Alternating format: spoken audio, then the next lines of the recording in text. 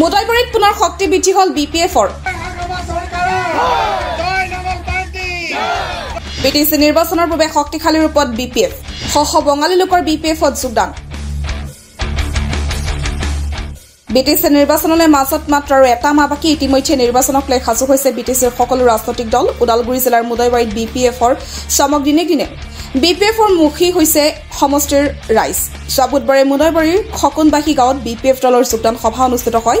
উক্ত সভাত প্ৰায় 50 গৰাকী স্থানীয় ৰাইজে যোগদান কৰে BPF দলত। আমাৰ খকুনবাহী গাঁৱত BPF দলৰ এটা যোগদান কাৰ্যসূচী আছিল। তাৰ লগত সংহতি ৰাখি খকুনবাহী গাঁৱৰ সকলো ৰাইজ ওলাই আহিছে আৰু আমাৰ দলৰ সম্পৰ্কে আমি যি বিটিচি নিৰ্বাচন আহি আছে সেই সম্পৰ্কে আমি ৰাইজক জ্ঞাত কৰিছোঁ। আমি দলে কি কৰিব বিচাৰিছোঁ, দলে কি কৰিম চৰকাৰ অহাৰ পিছত, আৰু আমাৰ চৰকাৰ যে আহিব সেইটো আজি খকুনবাহী গাঁৱতো তাৰ আমি উদাহৰণ পাইছোঁ। গতিকে নিশ্চিতভাৱে হাগ্ৰামা মহিলাৰ নেতৃত্বত এইবাৰ বিটিচি চৰকাৰ আহিব সেইটো প্ৰায় ক্লিয়াৰ হ'ল। গতিকে তাৰ বৰ্তমান যি এটা বিশাল আমি আশীৰ্বাদ ৰেলী লৈছোঁ, আশীৰ্বাদ যাত্ৰা, এই যাত্ৰাত যি ৰাইজৰ স্বতঃস্ফূৰ্ত ওলাই অহা আমি দেখিবলৈ পাইছোঁ, তাৰ পৰা আমি অনুমান কৰিব পাৰোঁ যে এইবাৰ আমাৰ হাগ্ৰামা মহিলাৰ কোনো পথে কোনো শক্তিয়ে ধৰি ৰাখিব নোৱাৰিব। আৰু তাকে চৰকাৰ যিহেতু আহিব, চৰকাৰে অহাৰ পিছত আমাৰ BPF দলে চৰকাৰ হোৱাৰ পিছত কি ৰাইজৰ কাৰণে কাম কৰিম এইবোৰ কথা আমি জনসাধাৰণক জনাইছোঁ। আৰু সেই হিচাপে ৰাইজে সন্তুষ্ট আৰু সন্তুষ্ট হৈ যথেষ্টখিনি ৰাইজ বেলেগ দলত থকা বিতৰ্ক আমাৰ দলত যোগদান কৰি আছে।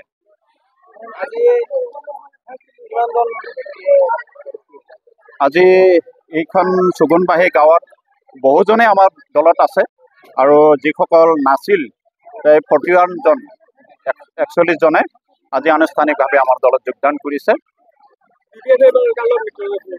মিত্ৰতা এতিয়া আমাৰ মিত্ৰতা নহয়। মিত্ৰতা ইলেকশ্যনৰ পিছত কাৰোবাৰ যদি আমাক সহযোগ কৰে তেতিয়া আমাৰ ক'বলগীয়া নাই, কিন্তু ইলেকশ্যন আমি কাৰো লগত মিত্ৰতা কৰি পেলাই ইলেকশ্যন নেখেলোঁ, অকলে খেলিম।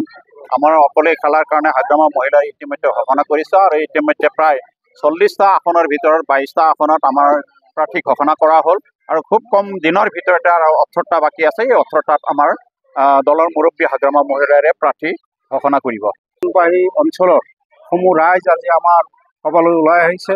গতিকে এই সকলোবিলাক দিশ চালি জাৰি চাই আমি দেখিছোঁ যে এইবাৰ আমাৰ বিটিচিত আমাৰ BPF চৰকাৰ অহাটো নিশ্চিত। আপোনালোকে জানে যে কিছুদিন আগৰ পৰাই আমাৰ আশীৰ্বাদ ৰেলীবিলাক আমি বিভিন্ন ঠাইত কৰি আছোঁ আৰু সেই আশীৰ্বাদ ৰেলীত হাজাৰ হাজাৰ জনগণ ওলাই আহিছে। গতিকে এইবিলাকৰ পৰা আমি সকলোৱে নিশ্চিত হ'ব পাৰোঁ যে এইবেলি আমাৰ BPF চৰকাৰ অহাটো নিশ্চিত হৈছে আৰু পুনৰবাৰ আমাৰ Hagrama Mohilary sir BTC chief হিচাপে তেওঁ নিৰ্বাচিত হ'ব। মুদৈবাৰী সমষ্টিটো বৰ্তমান BJP দখলত আছে। আগন্তুক নিৰ্বাচনত BJP আপোনালোকে ভালদৰেই জানে যে আমি যোৱা 3 মাহৰ ভিতৰত প্ৰায় 2-3 হাজাৰ মানুহ আমাৰ দললৈ আমি যোগদান কৰিছোঁ আৰু এই গোটেইবিলাক বস্তুৱে সূচাইছে যে এইবাৰ আমাৰ মুদৈবাৰীৰ ৰাইজে BPF দলত আঁকোৱালি লৈছে আৰু নিশ্চিতভাৱে অহা নিৰ্বাচনত এই মুদৈবাৰী সমষ্টিৰ পৰা আমাৰ BPF দল জয়যুক্ত হ'ব।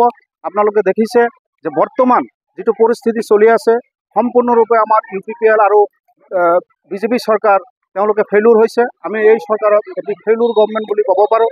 তেওঁলোকে আজি যিবিলাক কথা প্ৰচাৰ মাধ্যম যোগে তেওঁলোকে অহংকাৰ কৰি কৈ আছে এইটো শুভ লক্ষণ নহয়। ৰাইজে তেওঁলোকক যথেষ্ট আকাৰে নিৰ্বাচিত কৰিছিল, কিন্তু আজি আমি দেখিছোঁ তেওঁলোকে একমাত্ৰ উচ্ছেদৰ বাহিৰে বিশেষ একো কাম কৰিবলৈ সক্ষম হোৱা নাই।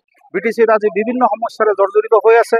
আপোনালোকে জানে যে আমাৰ এই বিটিচিখন এই উত্তৰাঞ্চলখন অসমৰ বিভিন্ন দিশেৰে জৰ্জৰিত হৈ আছিল। আমি অনুন্নত অৱস্থাত আছিলোঁ, কিন্তু বিটিচি গঠন হোৱাৰ পিছত আজি আমাৰ এই অঞ্চলৰ যথেষ্ট উন্নয়ন হৈছে আৰু আমাৰ বিটিচিবাসী ৰাইজে বিচাৰিছে যে BPF দলৰ মাধ্যমেৰে একমাত্ৰ আমাৰ হাগ্ৰামা মহিলাৰী ছাৰৰ শাসনতহে আমাৰ এই অঞ্চলৰ উন্নয়ন হ'ব আৰু আমাৰ সকলো শ্ৰেণীৰ জনসাধাৰণ শান্তিৰে বসবাস কৰিব পাৰিব। আজি ইয়াতে কিমান শতাধিক মানুহে যোগদান কৰে? প্ৰায় 1.5 শতাধিক মানুহ আমাৰ আজি এই সভাখনত যোগদান কৰিছে। UPPL আৰু BJP দলত এৰি তেওঁলোকে আমাৰ দললৈ আহিছে।